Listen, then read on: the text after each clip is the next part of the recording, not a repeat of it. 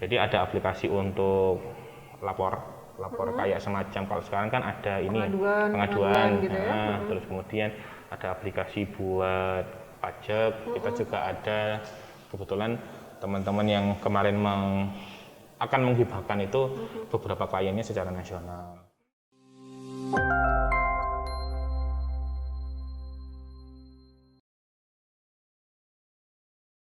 Halo Sobat Mako, apa kabar? Kembali lagi bersama saya Pipin Citra yang pasti. Di hari ini saya akan ngobrol-ngobrol nih dengan ketua dari Stasiun Malang. Apa sih sebenarnya Stasiun Malang? Kayaknya langsung aja kita sapa ya. Apa kabar Mas Fikar? Halo, baik Mbak. Sehat ya? Sehat-sehat. Oke, Mas Fikar, ini kan kita tahu ya kalau kita ngomongin tentang digital startup ini kan mulai banyak ya, yang namanya kemajuan teknologi ini juga semakin berkembang, akhirnya membuat orang tuh semakin kreatif. Nah di Malang ini kan ada yang namanya Stasiun Malang gitu ya, dan Mas Fikar ini adalah ketua dari Stasiun Malang. Mungkin sobat Mako yang ada di rumah ini nggak tahu nih, sebenarnya Stasiun Malang ini apa sih Mas Fikar? Oke, jadi Stasiun Malang ini adalah sebuah komunitas yang mana memang komunitas ini dibentuk oleh para pelaku industri digital.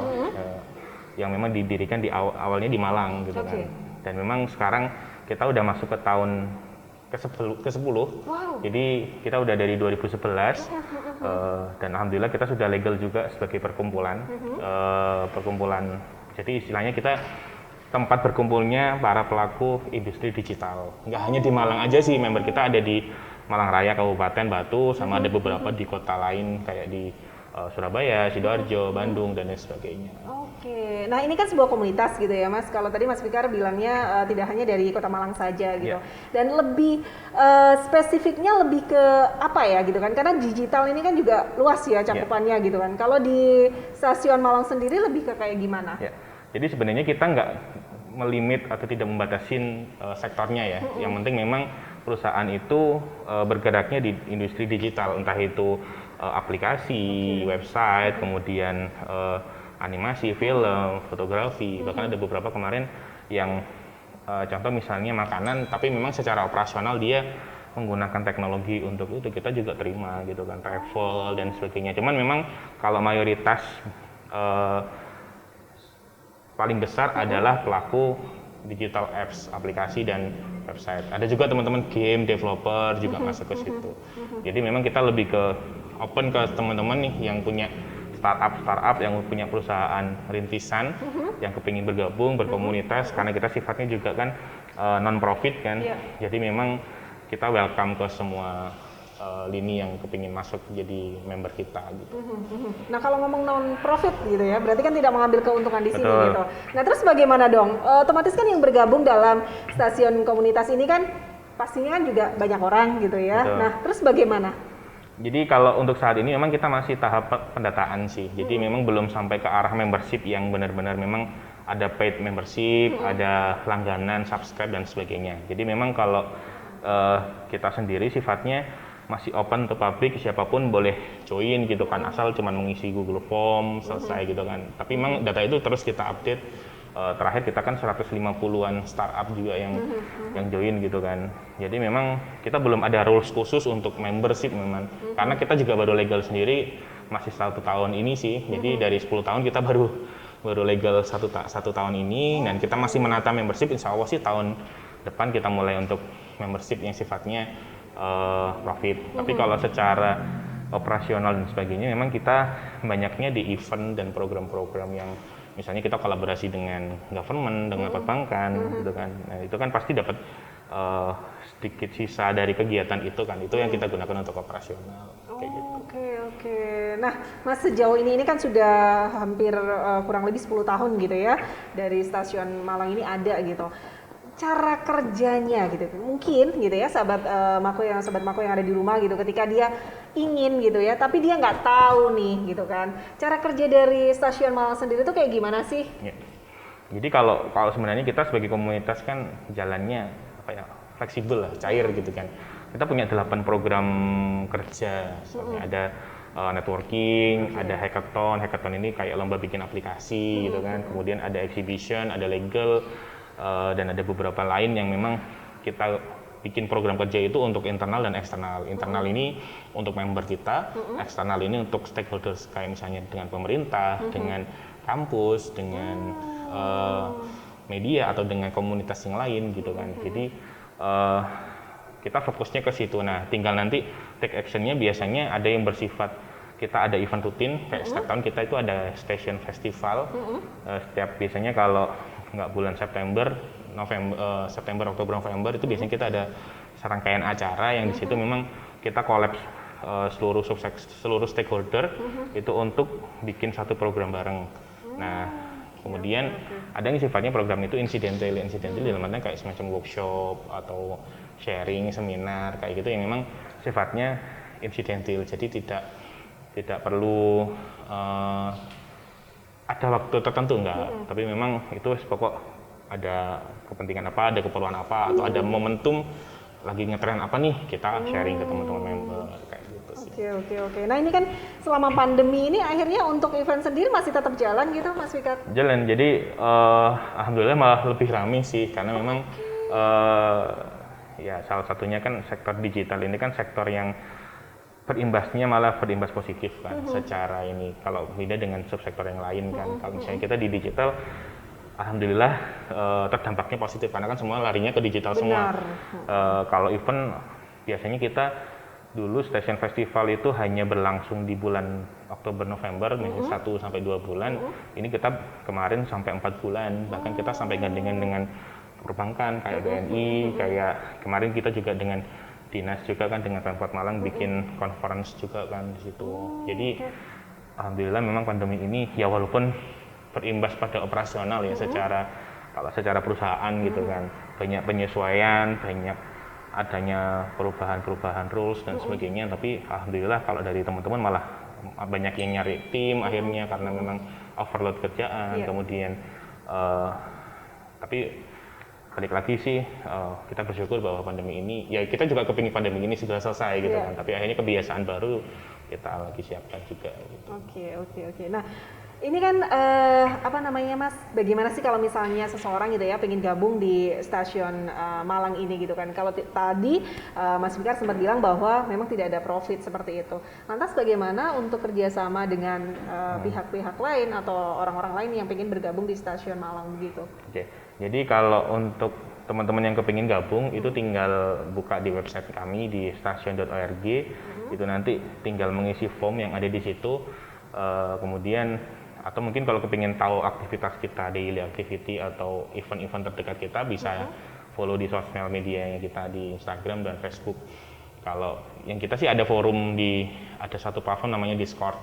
Itu kita ada forum di situ untuk diskusi dengan para member-member juga gitu. Kita juga ada grup Telegram yang khusus untuk member-member yang sifatnya premium, yang tertua lah istilahnya. Jadi kita kumpulkan ada beberapa channel sih kita juga kemarin kita juga bikin satu member yang isinya 600 orang yang itu bukan member startup tapi dia itu talent ini sih, kita hasil dari program dengan perbankan kemarin itu kita bikin. Jadi kita tinggal kalau ada informasi lowongan kerja di Malang kita tinggal share ke sana dan itu isinya seluruh Indonesia. Gitu. Jadi bisa dibilang pure no profit gitu ya Mas. Kalau tadi kan ini kan misalnya andai kata menggunakan aplikasi ya, ketika customer akhirnya dibikinkanlah satu aplikasi kemudian menjadi keuntungan untuk customer itu sendiri gitu. Untuk stasiun Malangnya gimana terus Mas? Oke. Kalau stasiun Malang lebih ke arah hub sih, bukan sebagai developer atau bukan sebagai pengembangnya ya. Jadi biasanya kalau ada misalnya mbaknya nih lagi butuh dibikinkan aplikasi terus bilang ke saya atau ke stasiun, nanti dari stasiun sendiri saya akan share ke teman-teman nih siapa yang bisa. Nah nanti secara bisnis mbaknya langsung kontakkan sama member saya yang memang dia punya layanan atau jasa untuk mengembangkan aplikasi. Nah nanti tinggal apa yang didapatkan oleh stasiun, nah terserah nanti dari kedua belah pihak sih. Kalau misalnya memang mau ada sharing profit, kita masih terbuka lah istilahnya.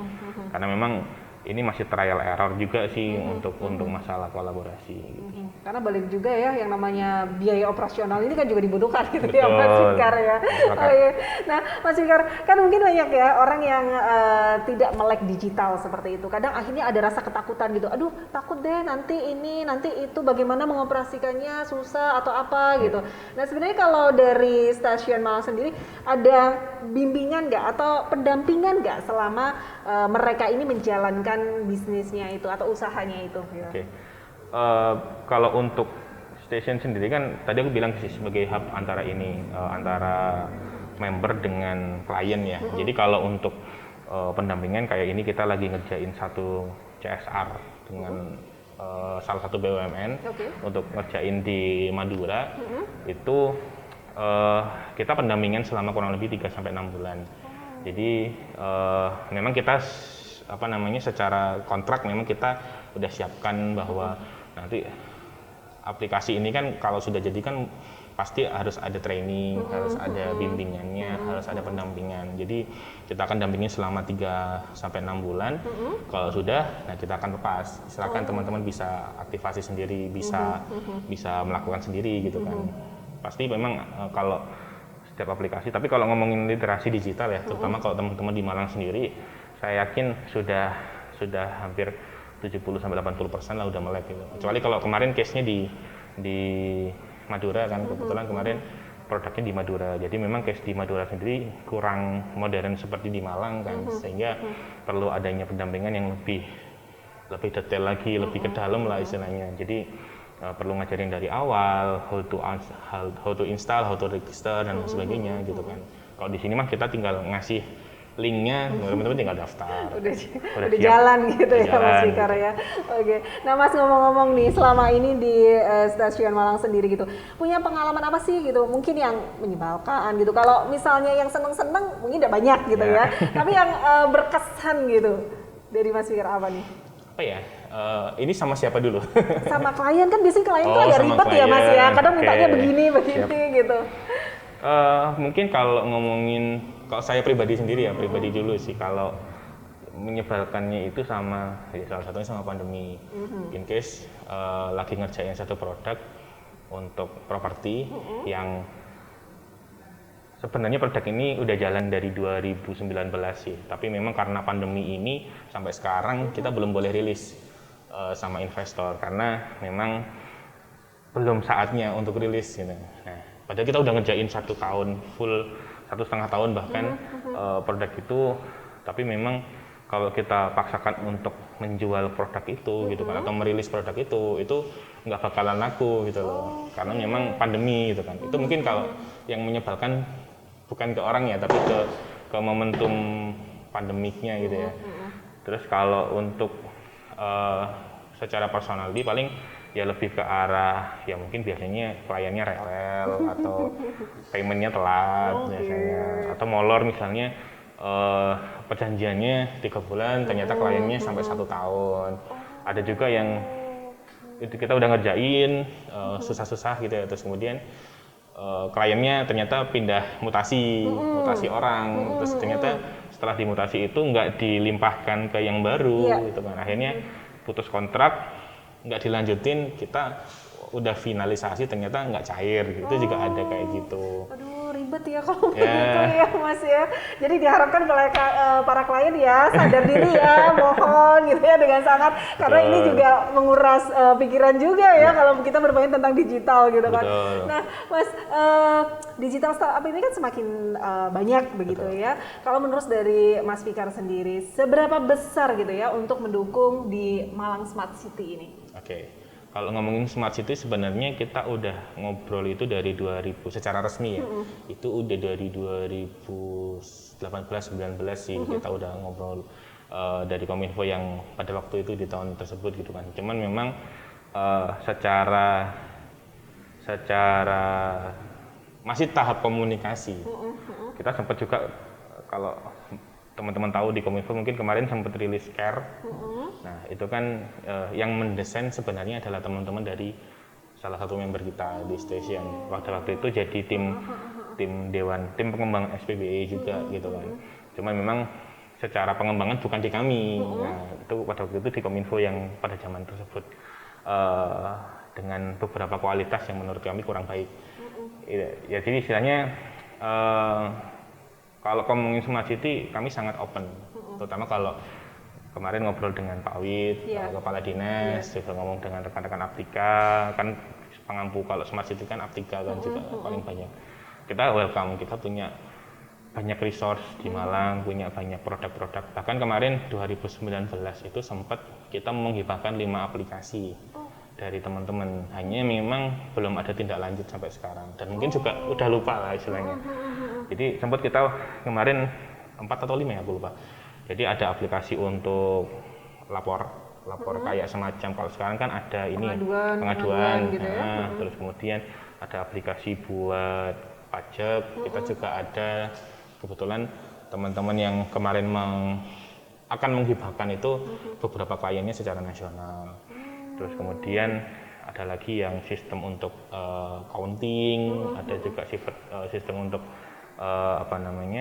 manajemen proyek dari pemerintah gitu kan. Kita udah sempat bahkan pada waktu itu diterima oleh Pak Wali, Pak Setiaji juga secara langsung. Hanya memang sampai sekarang follow up-nya yang mungkin belum sampai ini yang harus di follow up mungkin. Betul, ya. Jadi karena kan memang yang dikerjakan juga banyak gitu ya Mas Fikar ya. Betul. Jadi sebenarnya kalau ngomongin teman-teman ini silakan dieksplorasi gitu kan. Silakan dimanfaatkan gitu kan. Tapi jangan sampai memang akhirnya teman-teman, tapi alhamdulillah sih kemarin komunikasi udah lumayan lancar sih dengan rekan-rekan dari OPD gitu kan. Jadi kalau OPD atau apa butuh teman-teman yang jago nih, nggak perlu lari ke Surabaya, nggak perlu lari ke Bandung, Jakarta gitu kan. Di Malang lo udah keren-keren gitu kan.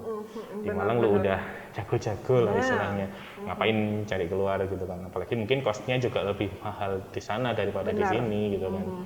Walaupun secara kualitas aku yakin kita yang bahkan lebih jago, dan bahkan mereka pun sekarang banyak yang larinya ke Malang gitu kan. Karena resource di sana terbatas dan harganya cenderung mahal gitu kan. Kalau di Malang secara cost kita masih level sama Jogja. Gitu kan. Tapi kalau udah saingan sama Jakarta, Bandung kan udah levelnya udah lebih mahal lah istilahnya. Tapi secara kualitas masih lebih kerenan di Malang sih. Nah gitu. Itu loh ya, ternyata di Malang ini banyak sekali gitu, cuman ya kurang di blow up aja kali ya Mas, atau mungkin kadang orang itu meng-underestimate Mas, lebih banyaknya seperti itu ya, padahal harusnya kita dukung nih produk-produk yang ada di Malang ini. Nah Mas, ngomong-ngomong nih, kalau di Stasiun Malang sendiri tadi kan banyak ada aplikasi begitu ya, terus kemudian kerjasama yang lain, tapi lebih ke peminatnya itu lebih banyak apa sih Mas? Aplikasinya ya, dari segi ini ya. Jadi kalau aplikasi sendiri kan kita banyak hal nih. Jadi kalau di Stasiun sendiri memang kalau aplikasi sendiri di Malang ini kebanyakan kita itu service base. Service base ini dalam artian kita penyedia jasa kayak pembuatan, kemudian perancangan dan sebagainya, desain, aplikasi, website dan sebagainya. Kita kebanyakan di Malang ini project base. Nah, beda lagi dengan teman-teman game. Jadi kan kita ada komunitas game developer Malang juga kan gitu kan, yang juga circle dari Stasiun juga. Itu kalau mereka memang lebih ke product base. Jadi mereka bikin produk-produk IP, intellectual property yang based on-nya game. Nah, itu bad news-nya adalah rata-rata peminat atau klien kami itu adalah non Malang. Jadi bahkan ketika saya nanya ke teman-teman, klien dari Malang itu berapa Mas? Kalau di rata-rata paling 1-2 aja Mas. Terus yang lainnya di mana? Luar kota, bahkan luar pulau. Bahkan beberapa kemarin teman-teman ngerjain Arab Saudi, ngerjain project dari Singapura, dari Amerika gitu. Game Malang pun juga kayak gitu kemarin. Teman-teman bikin game 3 tahun, habis itu dapat publisher-nya dari US. Produknya rilis nomor 1 di US, sempat trending nomor 1. Dan itu pun mungkin kalau kita nggak blow up kemarin ke Pak Wali dan sebagainya, mungkin nggak tahu gitu kan, bahwa di Malang ada game seperti ini gitu kan. Nah akhirnya kita malah dihargai di luar dong, daripada di rumah kita sendiri gitu ya Mas Fikar ya. Agak susah sih Mbak, karena memang secara mindset dan mungkin secara informasi lah, kalau aku ngomongin mungkin nggak nyalahin secara personal ya, tapi mungkin informasi yang kurang diterima oleh masyarakat gitu kan, bahwa di Malang ini udah gudangnya kreator, Iya. gudangnya developers gitu kan. Apalagi didukung oleh ada 21 kampus IT, di kampus didukung oleh ekosistem yang sudah siap gitu kan. Tinggal cari market di Malang itu salah satu yang susah secara digital gitu kan. Bahkan ya kalau saya ngomong saya sendiri pun kalau saya masih 50-50 sih, kalau klien ada yang 50% dari, kan aku juga punya studio Iya. selain memang di komunitas gitu kan. Karena Jadi, memang kalau Mas Fikar ini banyak sekali ya pengalamannya. Saya baca CV-nya juga wow luar biasa gitu. ya jadi kalau klien sendiri memang kalau dari Malang sendiri masih belum banyak gitu kan. Ya nggak tahu apakah memang ada studio lain yang memang sudah ini atau kayak gimana. Tapi kalau dari hasil diskusi dengan teman-teman memang klien dari Malang sendiri itu masih minoritas. Mayoritas malah dari Jakarta, Bandung dan sebagainya. Itu sih. Sebenarnya apa sih Mas? Apakah kurang branding gitu ya? Atau apa gitu kendalanya gitu? Pertama, kalau kemarin sih kita sempat ngobrolin ini ke teman-teman, ini masalah legality, administratif yang pertama. Jadi mungkin belum banyak teman-teman yang punya legal secara resmi dan administratif. Tapi insya Allah mulai tahun kemarin itu udah mulai banyak yang sudah legal sih, sudah siap administratif gitu kan. Jadi istilahnya udah tinggal jalan lah, teman-teman butuh apa kita tinggal kalau misalnya butuh secara legal ya. Karena memang 2-3 tahun yang lalu mungkin kita agak sulit untuk mengerjakan proyek-proyek dari government karena itu gitu kan.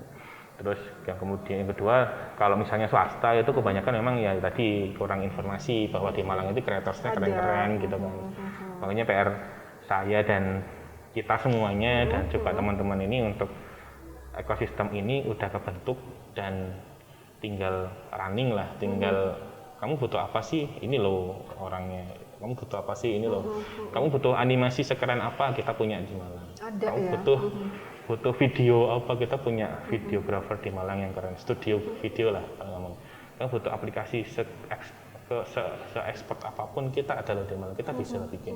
Bahkan ini terakhir perbankan itu mau turun ke Malang juga gitu kan. Karena mereka kebutuhan ceritanya 2-3 tahun ke belakang itu mereka develop aplikasinya itu di India. Dari India karena di Indonesia kurang apa ya, programmer dan sebagainya kurang. Nah, ini kemarin sempat ngobrol dengan saya, direktur IT-nya kebetulan kepingin pindah dari India itu ke Malang site. Jadi kepingin 100-200 developer dari Malang itu kepingin di hiring sama mereka untuk ngerjain apa ya banking digital bankingnya mereka misalnya gitu. Dan ini memang bisa digunakan untuk ajang menunjukkan gitu ya Mas, Betul. supaya akhirnya bisa dipercaya begitu kan ya. Yes. Nah Mas, tadi kan Mas Fikar sempat bilang gitu ya ada sekitar berapa 150 member gitu kan ya. Ini tuh lebih ke mereka yang memang punya keahlian untuk ngebantu klien gitu ya dari 150 member ini, ataukah dari 150 orang ini mereka juga klien begitu? Kebanyakan sih memang kita as a vendor ya, maksudnya member ini mereka punya usaha atau punya produk masing-masing. Jadi kalau misalnya station ini positioningnya memang kita bukan vendor sebenarnya, kita sebagai hub ke teman-teman. Oh ini misalnya ada klien ini nih butuh ini, nanti teman-teman silakan siapa yang mau Bisa mengerjakan. dibilang pihak ketiga begitu Betul, ya untuk jadi membantu gitu. Betul. Jadi kalau misalnya oh ini nih Pemkot butuh apa nih? Oh ini nih, ini produknya ada yang masuk silakan. Ini ada yang sesuai kayak gitu. Jadi kalau ngomongin apakah itu juga klien? Enggak klien sih, lebih ke arah vendor sih. Jadi rata-rata memang kita vendor. Tapi kita juga ada membership secara personal juga. Kurang lebih kemarin sekitar 400 sampai 500 orang yang personal ya. Dia bukan mewakili perusahaan ya. Baik itu dari kampus maupun dari swasta itu. Jadi mereka juga banyak berdiskusi juga sama kita juga. Mereka nggak sebagai vendor, tapi sebagai orang yang kepingin join as a personal ke station. Gitu. Nah, Mas kalau kita ngomongin yang no profit ya, gitu ya, non profit seperti itu. Dan kebanyakan kan orang itu takut duluan gitu ya. Kalau misalnya mau membuat sesuatu gitu, aduh nggak deh takut mahal gitu. Sebenarnya kira-kira budgetnya tuh berapa sih? Kalau yang gampang aja kalau kita pengen bikin aplikasi jual beli lah misalnya yang begitu gitu. Budget berapa yang harus kita keluarkan? Tergantung sih, kalau itu memang kita nggak bisa ngasih apa ya patokan. Mungkin ada beberapa. Jadi kalau kalau contoh misalnya aku punya studio nih, karena station kan nggak bisa ngasih harga, karena station kan balik lagi bukan vendor, kan? Kita as a hub gitu kan. Nah, misalnya aku punya studio di Indicraft Studio, aku kasih misalnya kita harus lihat dulu spek kebutuhan dari si klien, ekspektasinya mereka seperti apa. Kayak contoh misalnya, Mas, aku mau bikin aplikasi kayak Gojek misalnya. Yang paling sering ngontak aku kayak gitu. Mas, aku bikin kayak Gojek, budgetku cuman 10 juta misalnya. Nggak bisa. Bikin aplikasi kayak Gojek itu minimal 200 sampai 300 juta. Wah, ternyata tidak murah ya, Mas ya? Nggak murah. Apalagi sekompleks Gojek yang sekarang mungkin aku udah jamin itu udah miliaran, udah nggak sampai ini gitu kan. Kayak misalnya banyak yang nanya, Mas mau bikin kayak model Shopee, model Tokopedia gitu ya. Kita mungkin bisa ekspektasi paling murah basic banget itu bisa 5 sampai 10 juta paling murah. Nah, kalau misalnya persis banget itu bisa sampai 500 sampai 600 juta. Itu pun pengerjaan 6 bulan.